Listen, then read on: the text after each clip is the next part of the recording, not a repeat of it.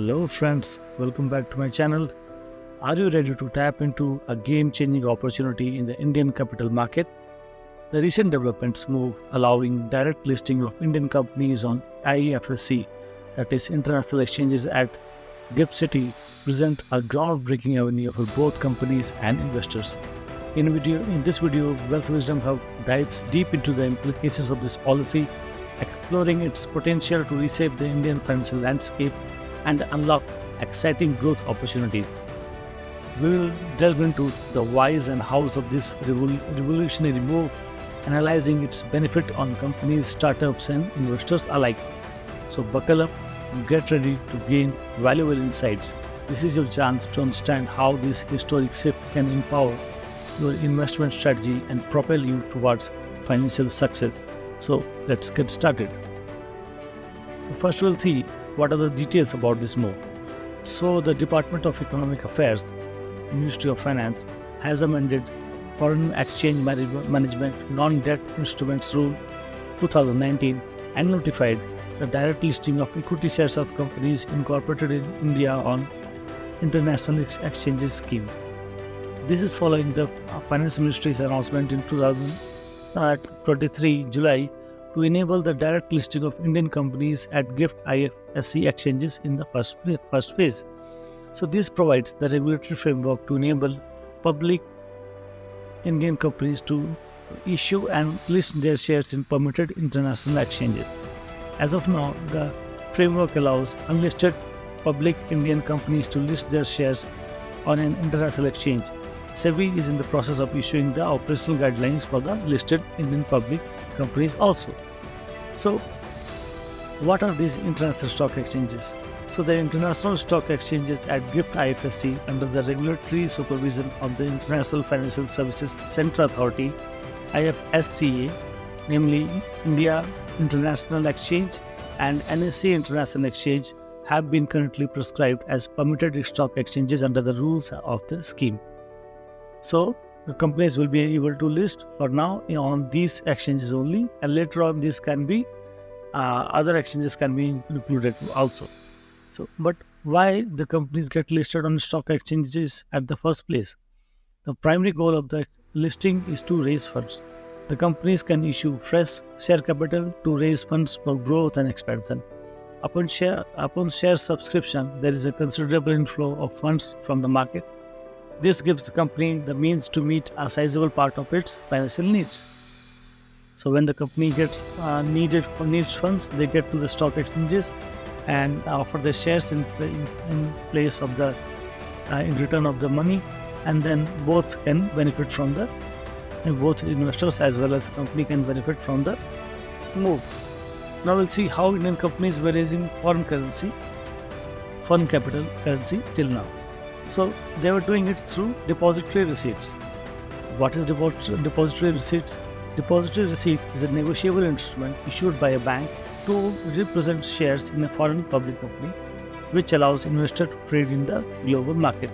So normally it works that suppose you want to somebody in the US want to buy Infosys. So what Infosys will do? They will a financial intermediary will buy their shares and put it in some Indian bank, and that bank will issue depository receipts. These depository receipts will be sent to a US bank, and that US bank will get those depository receipts listed in the US exchange, and then they can be traded. So there are three types of depository receipts. One is ADR, American Depository Receipt, then European Depository Receipts, and Global Depository Receipts.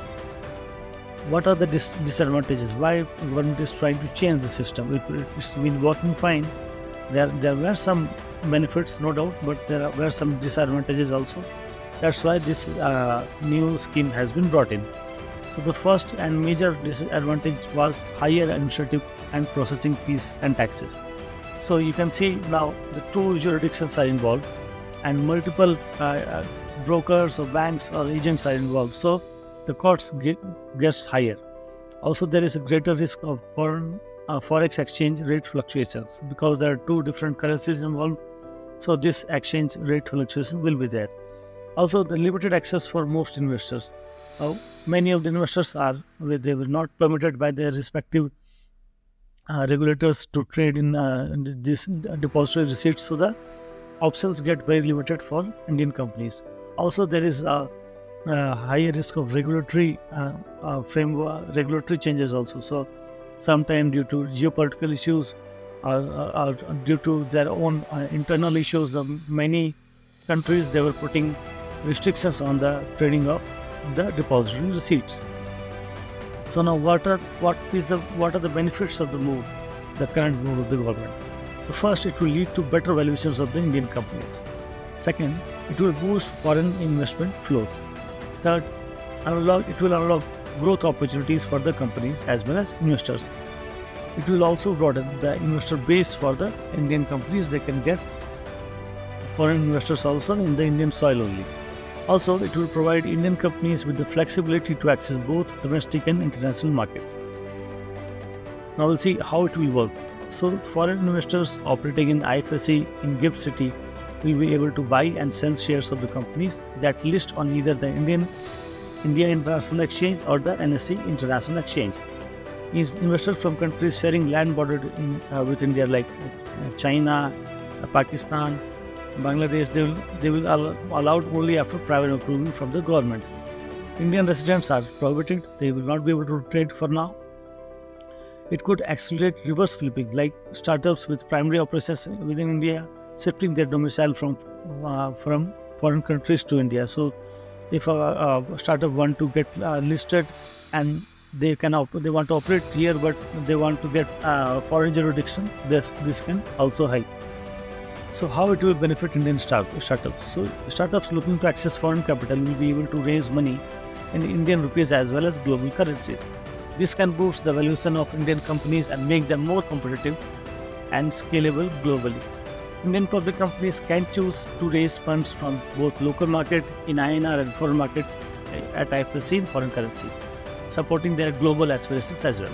So far, global investment banks including JP Morgan, Deutsche Bank and Japan's Mitsubishi UFG have opened their units, so these can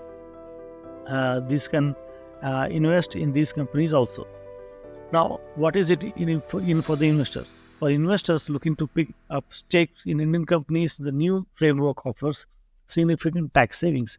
This is because capital gains arising out of transfer of equity shares of companies listed on IFSC exchanges are exempted from tax. Foreign investors can also benefit from this scheme. They can invest in the growth of Indian companies and expect higher returns.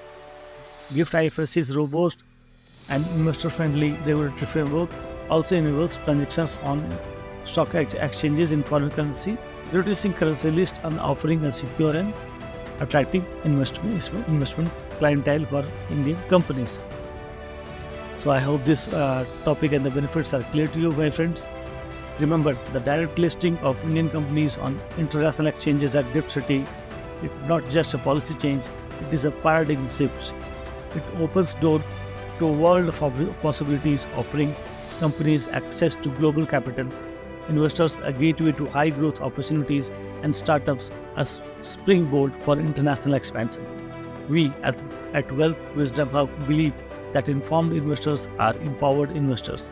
We hope this video has equipped you with the knowledge and insights to leverage this transformative policy to your advantage. Stay tuned for more insightful content as we continue to navigate the ever-evolving financial landscape. Remember, knowledge is power, and Wealth Wisdom Hub is here to guide you every step of the way. Thank you, friends. Thank you for watching. If you like this video, please considering liking and subscribing to our channel. Till the next video, I will take your leave. Thank you and bye-bye.